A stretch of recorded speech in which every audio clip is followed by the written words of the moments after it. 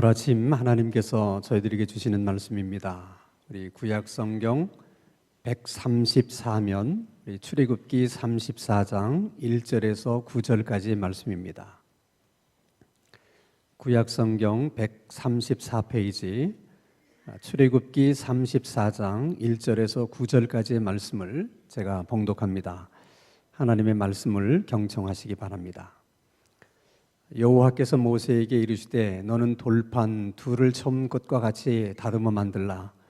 네가 깨트린 처음 판에 있던 말을 내가 그 판에 쓰리니 아침까지 준비하고 아침에 시내산에 올라와 산 꼭대기에서 내게 보이되 아무도 너와 함께 오르지 말며 온 산에 아무도 나타나지 못하게 하고 양과 소도 산 앞에서 먹지 못하게 하라. 모세가 돌판 둘을 처음 것과 같이 깎아 만들고 아침에 일찍이 일어나 그 두 돌판을 손에 들고 여호와의 명령대로 시내산에 올라가니 여호와께서 구름 가운데 강림하사 그와 함께 거기 서서 여호와의 이름을 선포하실 때 여호와께서 그의 앞으로 지나가시며 선포하시되 여호와라 여호와라 자비롭고 은혜롭고 노하기를 더디하고 인자와 진실이 많은 하나님이라. 인자를 천대까지 베풀며 악과 과실과 죄를 용서하리라. 그러나 벌을 면제하지는 아니하고 아버지의 악행을 자손 3, 4대까지 보응하리라. 모세가 급히 땅에 엎드려 경배하며 이르되 주여 내가 주께 은총을 입었거든 원하건대 주는 우리와 동행하옵소서. 이는 목이 뻣뻣한 백성이니이다. 우리의 악과 죄를 사하시고 우리를 주의 기업으로 삼으소서. 아멘. 사람이 뭐를 안다는 것은 사실 생각처럼 쉬운 일이 아닙니다. 학생들이 공부하는 것을 왜 어려워하겠습니까? 새로운 사실들을 배워서 아는 것이 힘들고 어렵기 때문에 그렇습니다. 또한 설사 우리가 뭔가를 좀 안다 하더라도 우리가 어느 정도까지나 알고 있는 것인지 얼마나 알고 있는 것인지 사실 그 정도를 가늠하는 것도 쉽지가 않습니다. 예를 들어 가끔 누가 우리들에게 어떤 사람을 아느냐고 물어볼 때가 있어요. 목사님, 그 A 집사님을 좀 잘 아세요? 그럴 때 우리가 가끔 잘 압니다. 이렇게 대답할 때가 있지요. 도대체 그 사람에 대해서 내가 얼마나 알고 있기 때문에 잘한다고 그러는 걸까? 그 사람에 대해서 내가 어디까지 알고 있어서 잘한다고 나는 생각을 하는 걸까? 사실 그것도 상대적인 것입니다. 우리들은 흔히 잘 알고 있다고 생각하지만은 사실상은 모르는 게 더 많아요. 그래서 우리 속담에도 10길 물속은 알아도 한 길 속 사람 마음은 모른다 그러지 않습니까? 이렇게 사람이 같은 사람을 아는데도 이렇게 어려운데 하물며 사람이 자기를 창조하신 하나님에 대해서 아는 것이 어떻게 쉽겠습니까? 사실 세상에서 가장 어려운 일이 창조주 하나님을 아는 거예요. 신앙생활이 어려운 이유도 거기에 있습니다. 우리들은 주일날 빠지지 않고 나오는 것이 힘들어서 신앙생활이 어렵다고도 말을 하고 또는 술, 담배를 안 해야 되고 또 제사도 드리지 않아야 되기 때문에 신앙생활을 하는 것이 어렵다고 말하기도 하고 또는 신앙의 양심을 가지고 거짓말하지 않고 정직하게 살아야 되기 때문에 신앙생활이 힘들다고 말하는 사람도 있습니다만은 물론 그것도 다 쉬운 일은 아니에요. 그러나 가장 근본적인 것은 하나님을 잘 모르면서 하나님을 믿어야 된다는 것입니다. 자, 여러분 이스라엘 백성들의 경우를 한번 생각해 보세요. 자, 이스라엘 백성들이 문제점을 지적하면 하나에서 20개, 30개 얼마든지 찾아낼 수 있습니다. 그러나 이스라엘 백성들의 그 문제들이 그렇게 많아도 결국 근본적인 문제는 그들이 하나님을 잘 몰랐다는 것입니다. 그 점에 대해서 우리가 좀 의아한 생각이 드는 거죠.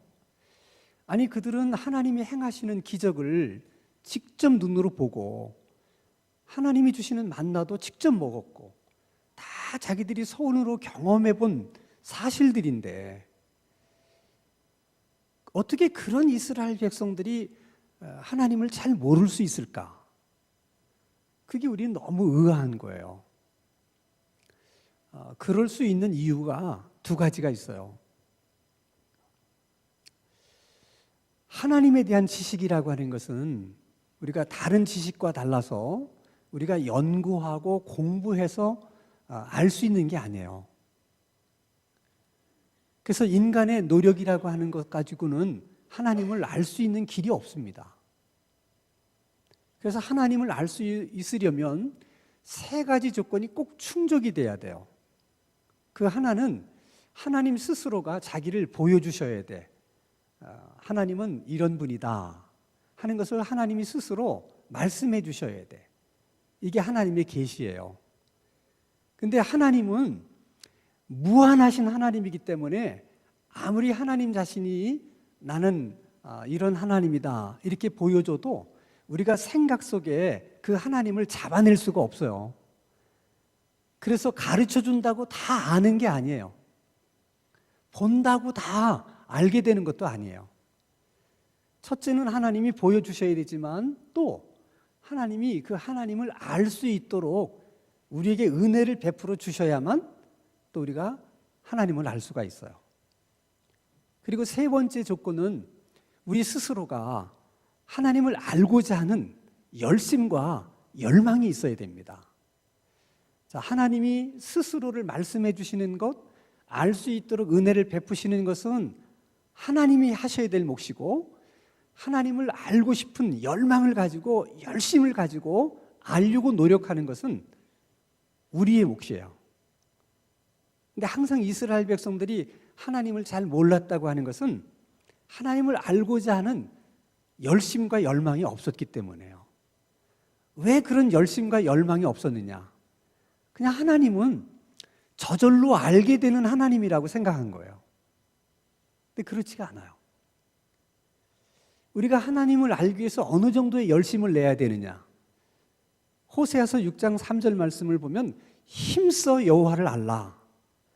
그냥 알아서는 안 되고 어떻게? 힘써서 알아야 하나님을 알 수 있다는 거예요.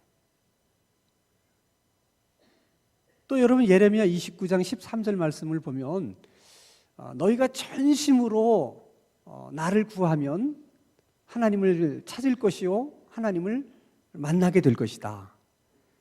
그러니까 하나님을 전심으로 알고자 하는 마음이 있을 때 하나님을 알게 된다는 것입니다. 그런 말씀들이 다 무슨 의미일까? 하나님은 저절로 알아지는 하나님이 아니라는 거예요. 자, 예를 들어서 여러분 술, 담배를 배우고 술, 담배를 알게 되는 것은 그렇게 우리가 힘써서 노력할 이유가 없어요. 그냥 술, 담배 하는 친구 따라다니다 보면 자연스럽게 술, 담배를 알게 되고 배우게 돼요. 근데 하나님은 술, 담배를 알게 되고 배우게 되는 것처럼 그렇게 알게 되는 하나님이 아니라는 거야. 그러니까 교회 다니는 그 친구를 따라서 계속 다닌다고 그래서 어느 날 저절로 하나님을 알게 되는 그런 일은 없다는 거예요. 그래서 하나님을 바로 믿는다는 것이 생각처럼 쉽지가 않은 거예요. 또 한 가지 이스라엘 백성들이 하나님을 잘 몰랐던 이유가 있어요. 그것은 인간은 누구에게나 뭐든지 쉬운 쪽으로 이렇게 기울어지는 경향이 있어요. 그래서 생각하는 것도 쉬운 쪽으로 하려고 그러고 말하는 것도 쉬운 쪽으로 하려고 그러고 행동하는 것도 쉬운 쪽으로 하려고 하는 본능적인 성향이 모든 사람들에게 있습니다. 그러니까 하나님을 믿는 것도 쉽게 믿으려고 하는 성향이 있는 거예요. 사람들 속에. 그럼 하나님을 믿는데 어떻게 믿는 것이 쉽게 믿는 것이냐? 사실을 믿는 게 아니고 자기가 생각한 것을 사실이라고 믿는 거예요. 그게 쉬운 거거든요. 그러니까 하나님이 자신을 말씀해 주신 그 사실, 그 하나님을 믿으려고 하기보다는 그냥 자기 생각 속에서 생각나는 하나님을, 그것이 하나님이라고 믿는 것이 훨씬 쉬운 거예요. 그래서 그들이 금송아지를 만든 거예요. 근데 그러한 경향이 이스라엘 백성들에게만 있는 게 아니라 우리 모두에게 있다는 거예요. 그냥 믿고 싶은 대로 믿으려고 한다는 거죠. 자, 예를 들면 여러분, 자, 광우병 사태라든지 무슨 천안함, 또 세월호, 도대체 그 일이 도대체 어떻게 해서 일어난 것이냐에 대해서 갑론을박이 많았어요. 근데 오랜 세월 동안 검증을 하고 전문가들이 연구를 해서 과학적으로 이제 다 판정이 났어요. 이것은 이런 이유 때문에 생긴 거고, 이건 이렇고, 뭐가 진실이고, 뭐가 거짓이고, 이게 다 이제 판별이 났어요. 근데 그럼에도 불구하고 아직까지도 자기들이 믿고 싶은 대로 믿는 사람들이 있다는 거예요. 그게 우리 속에 있는 경향성들인데 바로 이스라엘 백성들이 그랬다는 거예요. 그래서 오늘 본문의 말씀은 모세가 깨트린 십계명을 하나님이 모세에게 다시 주시면서 하시는 말씀이에요. 우리식으로 얘기하면 이제 다시 시작하자는 거예요.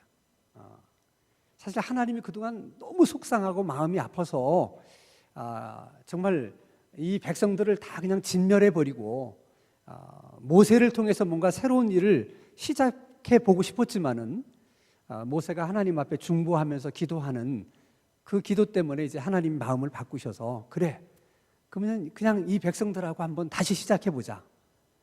그러면서 하나님이 가장 중요하게 생각했던 점이 한 가지가 있었어요. 그것이 오늘 본문 출애굽기 34장 6절과 7절이에요. 같이 한번 읽겠습니다. 시작. 여호와께서 그의 앞으로 지나시며 선포하시되 여호와라 여호와라 자비롭고 은혜롭고 노하기를 더디하고 인자와 진실이 많은 하나님이라. 인자를 1000대까지 베풀며 악과 가실과 죄를 용서하리라. 그러나 벌을 면제하지는 아니하고 아버지 악행을 자손 3, 4대까지 보응하리라. 새로 시작하면서 하나님이 가장 중요하게 생각했던 것은 하나님 자신을 다시 한번 계시해 주시는 거예요. 그러니까 하나님을 바로 믿고 바로 섬기려고 하면 무엇보다도 중요한 것이 하나님을 바로 아는 거라는 거예요. 그러니까 이스라엘 백성들의 문제가 바로 그 점에 있다는 것을 하나님이 아셨기 때문에 새로 시작하면서 다시 한번 하나님 자신에 대해서 그들에게 가르쳐 주세요. 근데 그것을 다 요약을 해보면 크게 4가지예요. 하나님은 어떤 분이냐? 첫째는 하나님은 자비하신 하나님이고, 둘째는 인자하신 하나님이고, 셋째는 은혜를 베푸시는 하나님이고, 4번째는 공의로우신 하나님이다.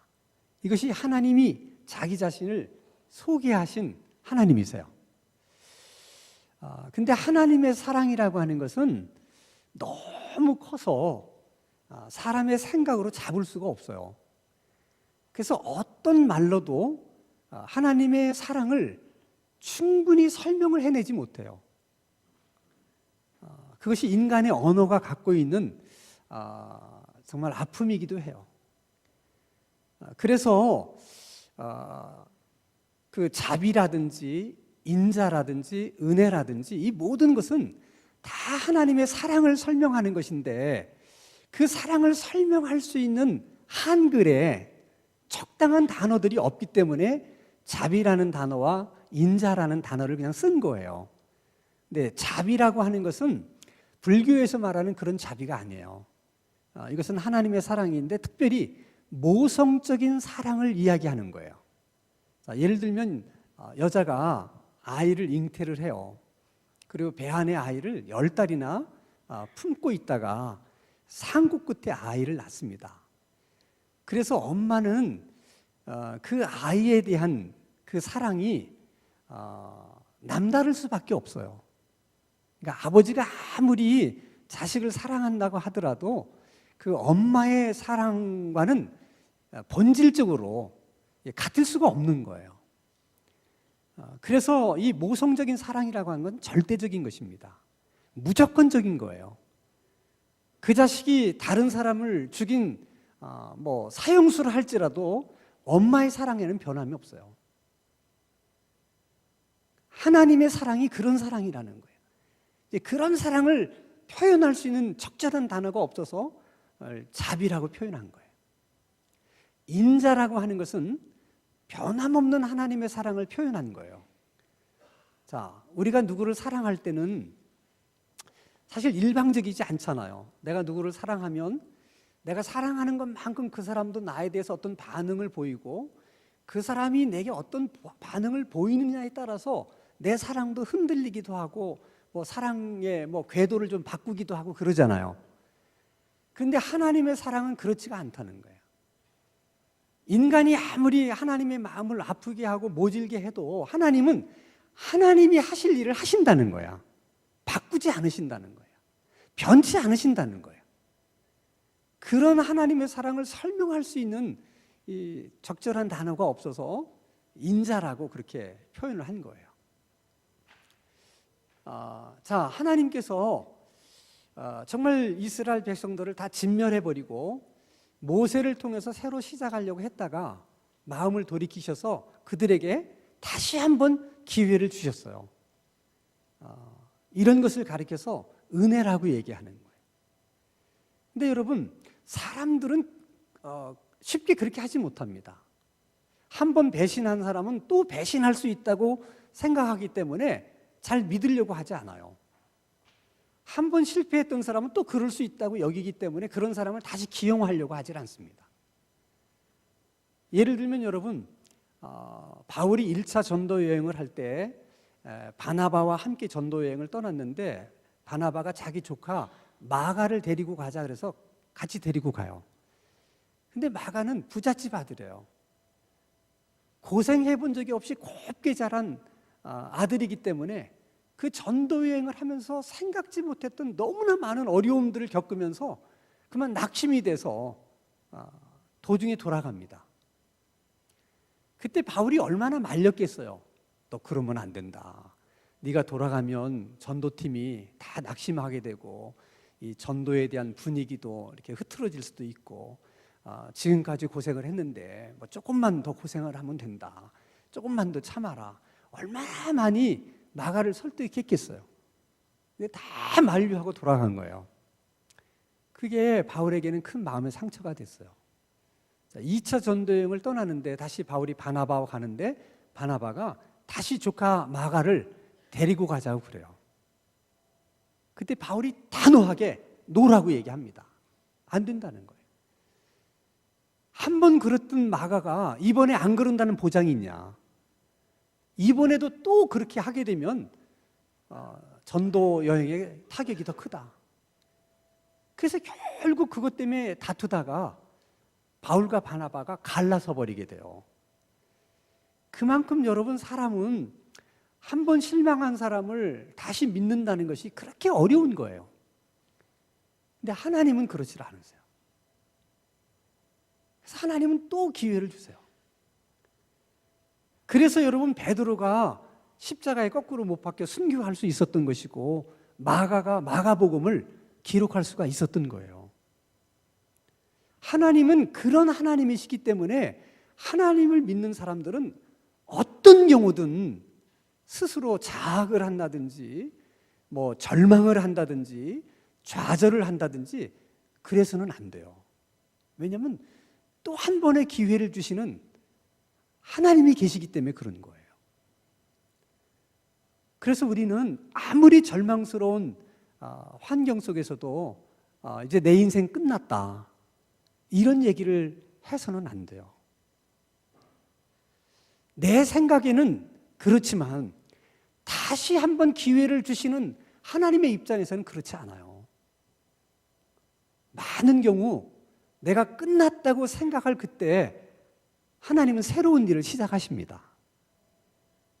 그렇기 때문에 절대로 다 끝났다고 말하면 안 돼요. 아무리 봐도 길이 보이지 않는다, 길이 없다, 이런 얘기도 하나님 앞에서는 함부로 해서는 안 됩니다. 우리 눈에는 길이 없는 게 사실이에요. 길이 막힌 것이 사실이에요. 그러나 하나님은 창조주 하나님이시기 때문에 없으면 그분이 길을 만드세요. 그리고 그분이 길을 만들면 그게 길이 되는 거예요.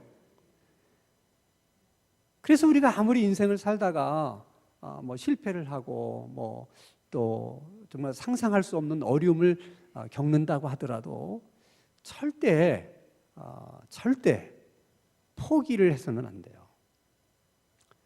여러분, 우리의 인생이라고 하는 것은 아직도 하나님의 손에 의해서 우리의 인생의 퍼즐이 이렇게 맞춰져 가고 있는 상황이에요. 아직 퍼즐이 완성된 게 아니에요.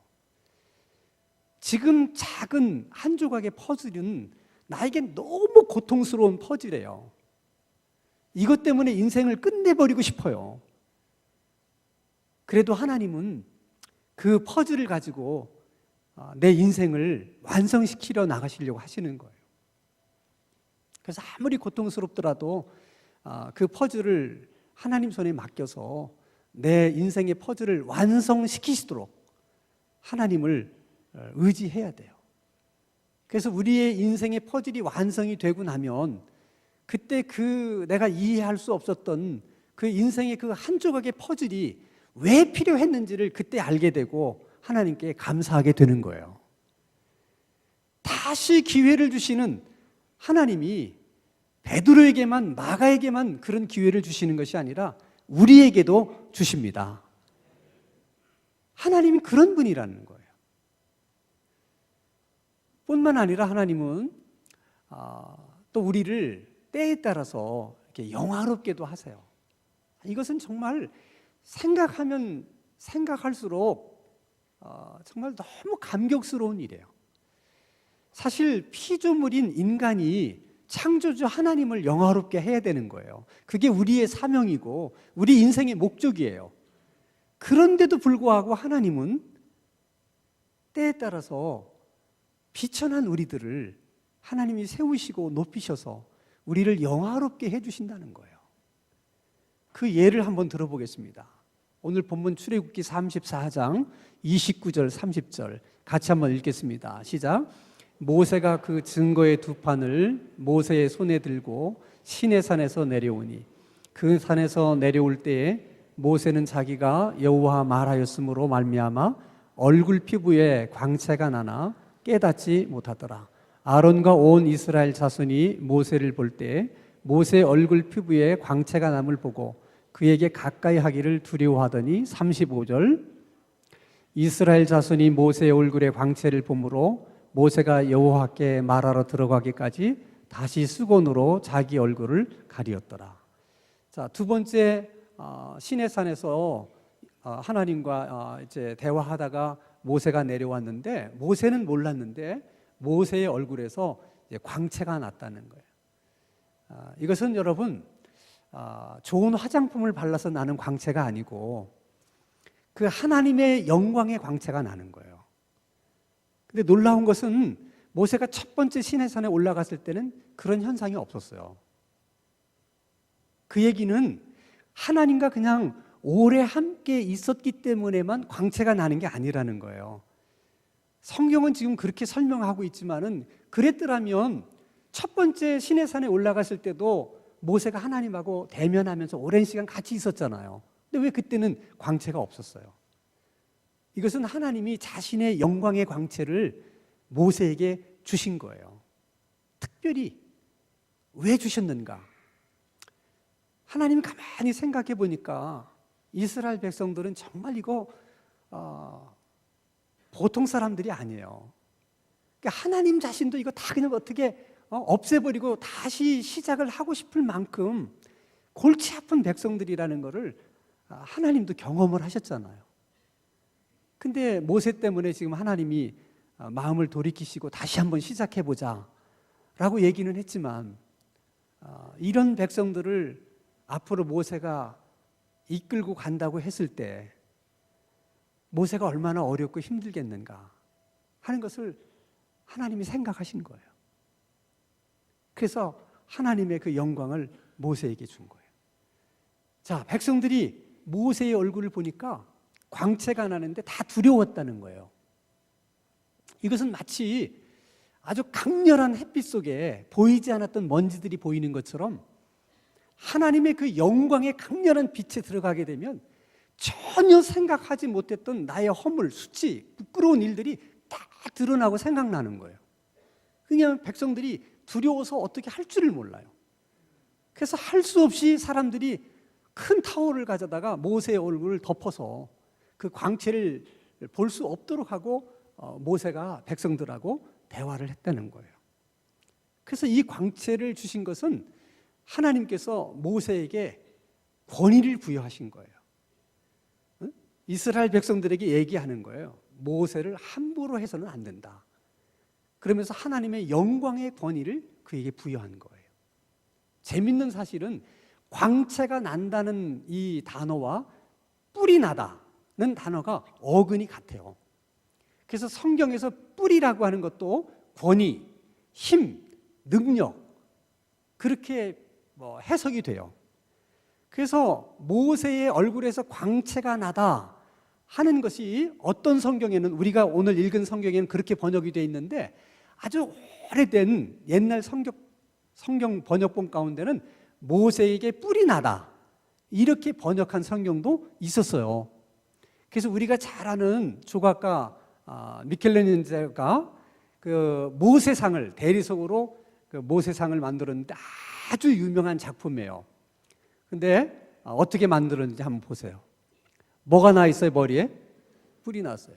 그래서 사람들이 아니 왜 모세의 머리에 뿔이 났을까? 도깨비처럼. 근데 저건 뿔이 아니고 모세의 얼굴에 광채가 난다고 하는 것과 저렇게 뿔이 난다고 하는 것이 같은 뜻이기 때문에 미켈란젤로가 아마 그 광채가 난다는 것을 표현하기가 어려우니까 저런 식으로 표현을 한 것 같아요. 문제는 하나님께서 모세에게만 그렇게 세워주시고 높이시고 영화롭게 하는 것이 아니라 오늘도 하나님을 믿는 많은 사람들에게 그들의 삶을 통해서, 사역을 통해서 그렇게 하신다는 거예요. 자, 우리 교회가 주력 선교지를 인도네시아를 타켓으로 삼고 선교를 해요. 그 이유가 있어요. 이제 마지막 선교의 어떤 그 지역이 이제 이슬람권이라고 봐요. 마지막 우리가 넘어야 될 선교의 지역이. 근데 이슬람권에서 가장 강성 이슬람이 많은 곳이 인도네시아고, 또 숫자적으로 가장 많은 곳도 인도네시아예요. 그래서 우리가 이제 인도네시아에다가 이제 교회도 하나 세우고 이제 유치원을 3개나 세웠어요. 이런 얘기를 하면 목사님들이 많이 놀래요. 꼭 묻는 말이 있어요. 교회가 잘 되냐고. 잘 될 리가 있겠습니까? 그런 강성 이슬람 지역에 교회가 세워졌다는 것만으로도 기적이죠. 그래서 제가 얘기해요. 교회는 잘 안 된다. 그래서 우리가 이제 우회적으로 우리가 이제 유치원을 세워서 지금 선교를 하려고 한다. 근데 왜 이슬람 선교가 어려우냐?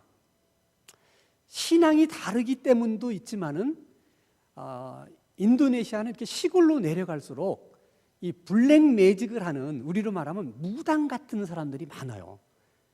그러니까 그 사람들은 이슬람 신자지만은 이슬람 신앙하고는 아무 상관이 없어요. 그냥 우리나라 무당으로 보면 돼요. 근데 그 파워가 굉장합니다. 그래서 그 블랙 매직을 하는 무당이 뭘 말을 하면 사람들이 두려워서 거역을 못해요. 그러니까 그 블랙 매직 하는 무당이 그 유치원에 가지 마 하면 못 가는 거예요. 교회 가지 마 그럼 못 가는 거예요. 근데 그들이 얼마나 이 능력이 있는가 하면, 그들이 이제 자기가 믿는 신에게 제물을 드리고 그 제물의 피로 막 온몸을 칠하잖아요. 그럼 칼로 찔러도 칼이 안 들어가요. 그러니까 이런 얘기를 하면 믿어지지가 않잖아요. 근데 실제로 그래요. 그러니까 그 사람들이 동네에서 이제 그런 힘을 가질 수가 있는 거예요. 근데 한 번은 옥타비아누스라는 목사님이 반둥 지역에 가서 이제 전도 집회를 하려고 그랬더니 그 동네에 이 블랙 매직을 하는 무당이 몸에다가 피를 바르고 찾아온 거예요. 딱 찾아와서는 막 찾아오니까 이제 동네 사람들이 막 다 몰려오지 않았겠습니까? 옆에 개 한 마리가 있는데 딱 째려보니까 그냥 개가 그 자리에 확 뒤집어지면서 죽는 거야. 이쪽에 닭이 있는데 딱 째려보니까 닭이 또 휙 뒤집어지면서 죽는 거야. 그게 뭐 동네 사람들은 늘 보던 일이니까 별로 놀라지도 않는데 사실 목사님이 놀란 거죠. 그랬더니 여기서 전도 집회하면 너도 저렇게 된다. 그러면서 나랑 한판 붙어볼 거냐 그러더라는. 그때 되게 보통 사람 같은 주눅이 들죠. 근데 이렇게 성령이 충만한 사람은 그런 얘기 들으면 오히려 열받쳐요. 그 하나님의 성령이 그 이제 뭔가 하여간 막 이런 게 일어나는 거예요. 그러니까 이 선교사님이 그럼 일주일 후에 하자. 일주일 후에 한판 붙자 이렇게 된 거예요. 그러니까 이제 일주일 동안 이제 이 매직을 하는 사람은 막 자기 섬기는 신에게 막 해갖고 더 그런 블랙 매직이 강해지도록 막 계속 이제 막 제사를 드리고 있고, 이제 이 선교사님은 계속 하나님 앞에 기도하는 거예요. 이제 어떻게 합니까? 동네 사람들도 다 받고 그날 이제 한판 붙는다는 걸 다 알아서 동네 사람들이 다 올 텐데 여기서 지면 물러서면 선교는 끝장입니다. 하나님 어떻게 하시겠습니까? 계속 일주일 금식을 했어요. 그리고 이제 그 한판 붙자는 날이 온 거야. 그냥 동네 사람들이 다 나온 거예요. 그래서 마치 링에서 뭐 홍코너 하면서 이쪽으로 나오고 정코너 하면서 이렇게 나오는데 이쪽 그 목사님이 나오다가 만나기도 전에 저쪽에서 걸어오는 그 블랙매직 무당을 향해서 내가 나사렛 예수 이름으로 명하노니 더러운 귀신은 그에게서 나오라 하니까 그 사람이 팍 꼬꾸라지면서 막 거품을 품는 거야. 그 바람에 뭐 동네 사람들이 다 경악을 한 거죠. 그렇게 해서 하나님이 영광을 받으시고 그 선교사님을 세워주신 거예요. 그래서 선교할 수 있도록 해주시는 거죠. 그 선교사님에게만 그러는 게 아니라는 거예요. 우리 가운데도 하나님은 우리의 삶 속에서 사역 가운데서 우리를 그렇게 영화롭게 해주시는 하나님이라는 거예요. 그러니까 그런 하나님, 자비하신 하나님, 인자하신 하나님, 은혜로우신 하나님, 여러분 그런 하나님을 우리가 알아간다는 것이 그처럼 영광스러운 일이 어디 있겠냐는 거예요. 그래서 바라기는 여러분, 그저 우리의 소원이 그저 매년 말씀과 기도를 통해서 조금씩이라도 하나님을 더 알아갈 수 있는 그런 은혜가 우리 모두에게 있게 되기를 바라고, 늘 우리들의 마음속에 하나님을 알고자 하는 그런 열심과 열망으로 가득 찰 수 있는 하나님의 은총이 있게 되기를 주님의 이름으로 축원합니다. 거룩하신 아버지 하나님, 목마른 사슴이 시냇물을 찾기에 갈급함 같이 하나님을 알고자 하는 우리의 열망이 그와 같은 목마름이 되게 하옵소서. 하나님을 알아가는 일이 우리 삶의 가장 큰 만족이요 행복이 되게 하여 주시옵소서. 예수 그리스도의 이름으로 기도하옵나이다. 아멘.